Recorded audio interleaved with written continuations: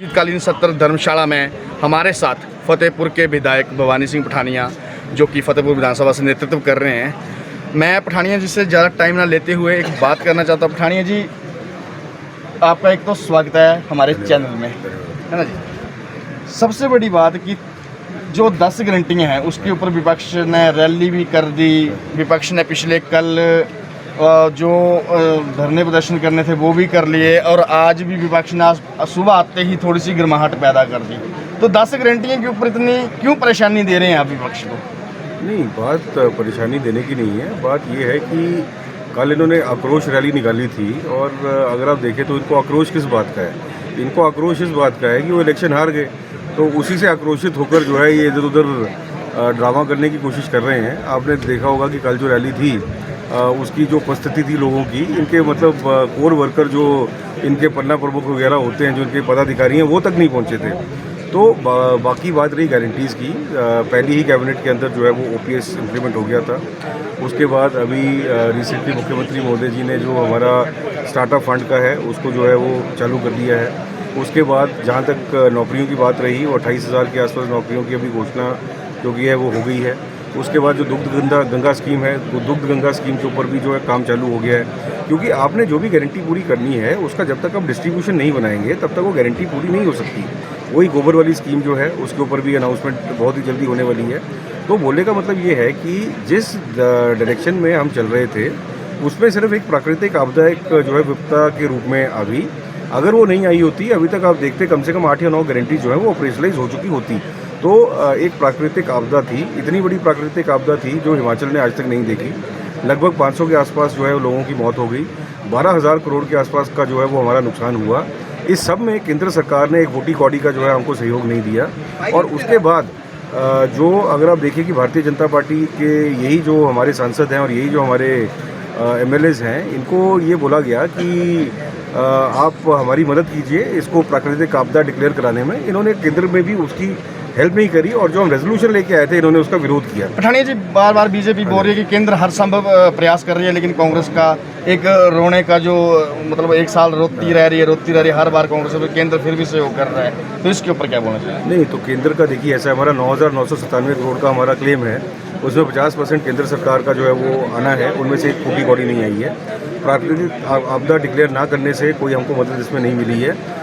मैं चैलेंज करता हूं कि इनमें से किसी को भी कि अभी तक, ठीक है, ये जो लेटेस्ट इन्होंने 600 करोड़ का कुछ जो ढिंढोरा पीटा हुआ है उसकी अभी तक नोटिफिकेशन आई नहीं है और ना ही उसका भी ट्रेजरी में पैसा आया है, उसका मुझे पता नहीं। लेकिन पिछले सत्र तक मैंने विधानसभा के अंदर पूरा जो 600 कुछ करोड़ का जो हिसाब था मैंने इनको दे दिया था कि एक एनडीआरएफ का एडवांस है, एक एनडीआरएफ का प्रीवियस जो ऑलरेडी खर्चा हो चुका था पैसा वो है, और एक 200 करोड़ का नॉर्मल एनडीआरएफ का पैसा है।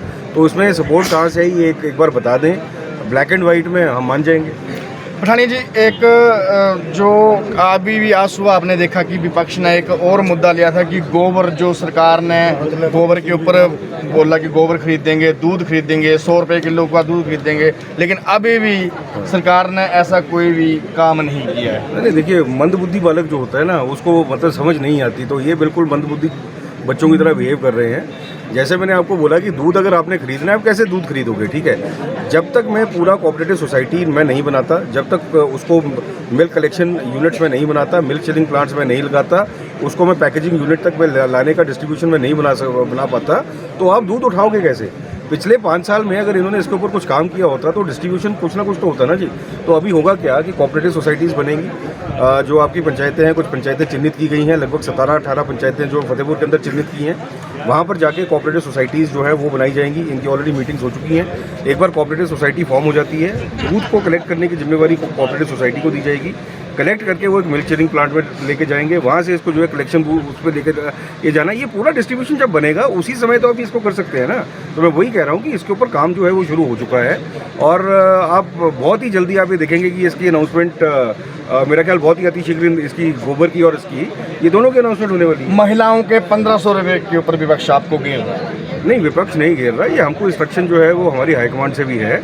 और जहाँ तक ये 1500 रुपये की बात है, आप मेरे को एक चीज़ बताइए कि एक जो वादा है वो हमारी तरफ से पूरा होगा और इसी जो गारंटी के बेस पे हम पावर में आए और इसी गारंटी के बेस में हमने आगे के इलेक्शन भी लड़ने। एक लास्ट क्वेश्चन है आपसे कि जो कांगड़ा इतना बड़ा ज़िला है, हर बार सरकार बनाता है क्योंकि कांगड़ा ज़िला का एक अहम योगदान रहता है, और विपक्ष का कहना है कि इस बार कांगड़ा को जो हम मिनिस्ट्री हम देते थे वो मिनिस्ट्री कांगड़ा को नहीं मिली है, और 1 साल के बाद एक मंत्री और बना दिए कि जहाँ से कांगड़ा से 4 मंत्री रहे हैं, उसको कैसे आप विपक्ष को? नहीं, विपक्ष के कहने से क्या होता है, मैं सिंपल आपको यही बताता हूँ। आप पुरानी पालमपुर सब डिवीज़न अगर आप देखते हैं तो हमारे पास एक कैबिनेट मिनिस्टर यादवेंद्र गोमा आ गए हैं। उसके बाद हमारे पास एक सीपीएस हैं जो कि किशोरी लाल जी हैं। दूसरे सीपीएस हमारे जो हैं वो आपके आशीष पटेल जी हैं। तीसरे कैबिनेट रैंक के आईटी सलाहकार हैं जो कि गोकुल पटेल जी हैं।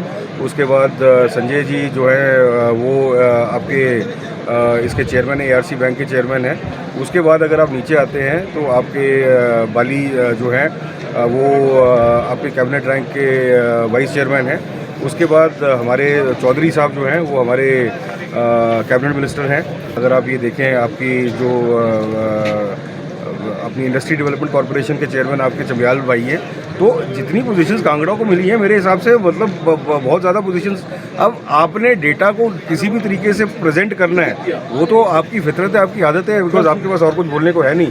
आप एक चीज़ बताइए, हमारी एक आभार रैली अभी हुई थी 1 साल संपूर्ण होने की। लगभग 30,000 लोग तो केवल सिर्फ HRTC से फेरी होकर आए हैं। लगभग 20 से 25,000 लोग ऐसे थे जो कि मतलब ग्राउंड के अंदर एंटर नहीं कर पाए।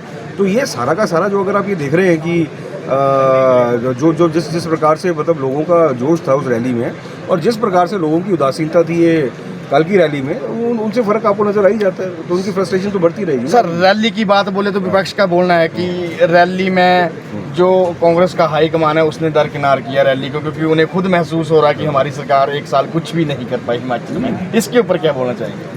उनके बोलने से क्या होता है, मैं वही कह रहा हूँ ना कि इनका काम तो मतलब वो इसी टाइप की बातें करना है। ठीक है जी, आप सिर्फ फैक्ट्स को स्टेट करके देखिए कि फैक्ट्स के हिसाब से जो चीज़ें हम जो बोल रहे हैं क्या वो फैक्ट्स के हिसाब से हैं कि नहीं है।